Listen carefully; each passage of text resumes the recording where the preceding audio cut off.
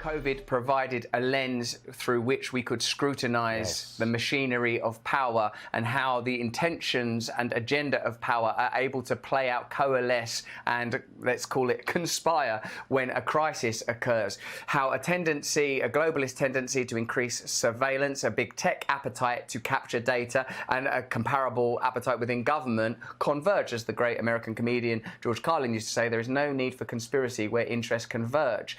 It seems that even if at its advent it was a legitimate crisis, and I certainly wouldn't make any contention around that, it was opportunistically handled in order to enhance regulation and control at a time where regulation and control are increasingly difficult to implement as people are more suspicious of institutional power. So in a sense, the best way to understand COVID, I believe, is to take COVID out of it and look at how the institutions, both corporate and government, behaved around it. How did they benefit? How did they utilise it? What narratives did they disseminate, and which narratives did they control and curtail? Even with the recent text messages from our health minister at that time, Matt Hancock, you can explicitly see it was exploited. Oh no, we need to scare people. Is there any way high net worth individuals can get into the country? All these conversations that many people that are cynical about the behaviour of the powerful believed were happening were indeed happening. The way that natural immunity was discussed proved to be true, i.e. that natural immunity is effective. They probably understood earlier than they admitted that natural immunity was effective,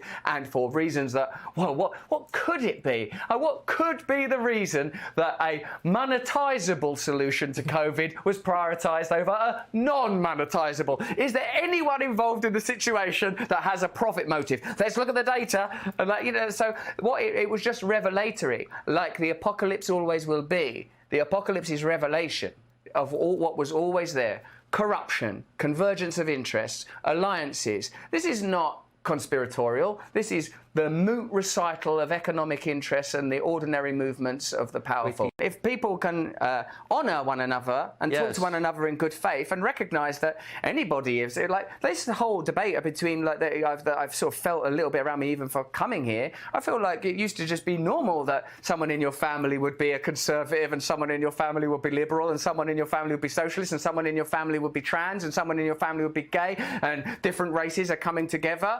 This is part of who we are. And if it isn't part of who we are, it's certainly part of who we need to become. And it's something that we need to deeply, deeply encourage immediately in the moment now. And you think that can be done? It's the only option, and therefore it cannot be discussed, it must be implemented. Because the alternative, we can see from the tendency towards geopolitical disaster, a set of centralised interests who seem to unconsciously be directing us towards nuclear Armageddon, if not with Russia, then with China.